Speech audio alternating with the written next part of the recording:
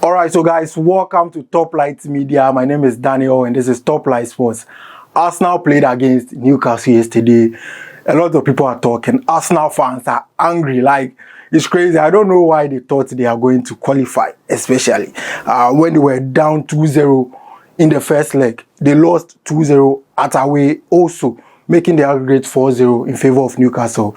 And they felt the manager didn't do enough to secure them the final at Wembley. And I totally understand them, but I also felt they were exaggerating. They were expecting a lot.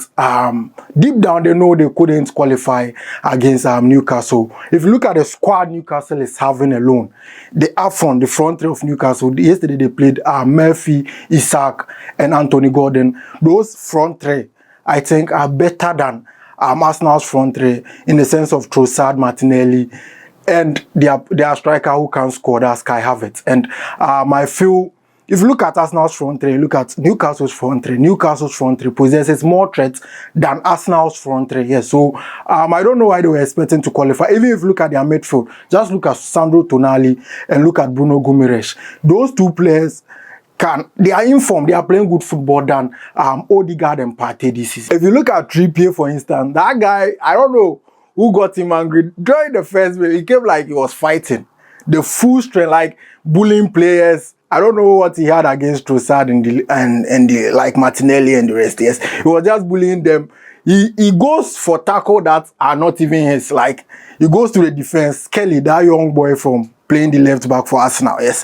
He was just bullying that guy. I don't know why. You were right back, and Kelly is a left back. But you see Trippier run from right back and go up front and go and bully that guy and run back. So it was just like Newcastle, they came to war. Like, they didn't come, like Arsenal underrated them. They felt they could beat them, especially away. Whilst you sat home and you lost to them, and you felt you could go away and beat them. And let me talk about Arsenal for a minute. Yes, Arsenal's defense, like I always say, I prefer Gabriel over Saliba. I don't know why. People overhype Saliba. I feel Gabriel is better than Saliba. I've been saying this multiple times.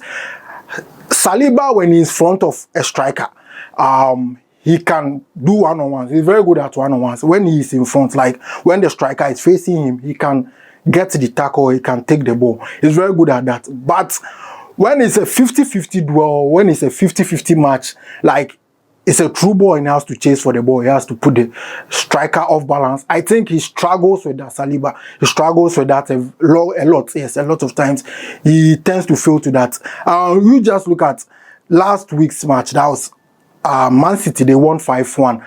When you look at Saliba, Gabriel pocketed Haaland for most of the game.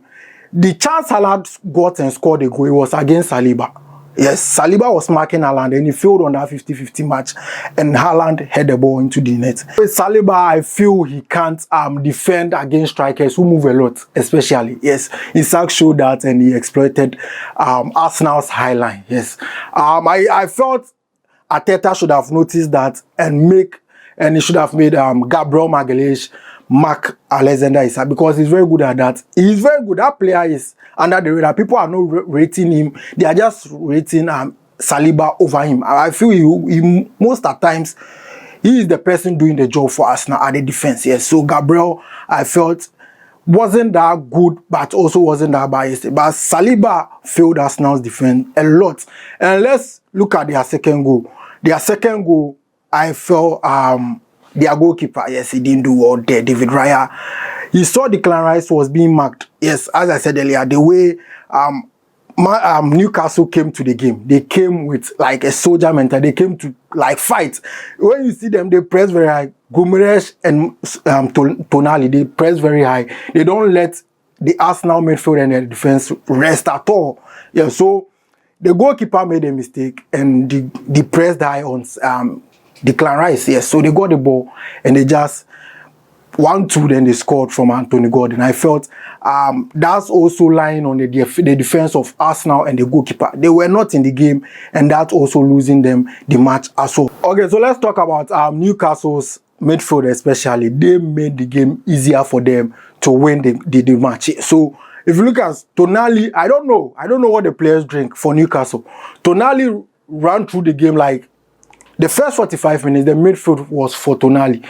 And Bruno Guimaraes came in the second half and also took over from Tonali. They all played the 90 minutes, but I don't know if it's a tactical display from their manager, because you could see Tonali playing the first 45 minutes. He was the engine for the Newcastle team, and I felt Bruno was just resting, sitting back, making some cool interceptions. But when they came the second half, Bruno took over Tonali's work. He was the main engine. He was just running at them like he has no legs. Like he doesn't get tired. He just ran to them, and he was playing the second half, the second 45 minutes. He played it like how Tonali played the first 45 minutes. So I don't know if it's a tactical play from the manager, and that was very good. It helped the team, and they played very good.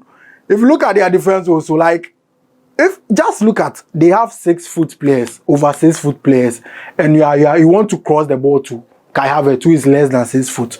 They played 3 centre back, and I felt they pocketed Kai Havertz. Havertz didn't get a chance, and he is not even a threat. Havertz against big boys, he's not even a threat over there. So I felt the only save Dubravka, that's the goalkeeper for Newcastle, made was that ball.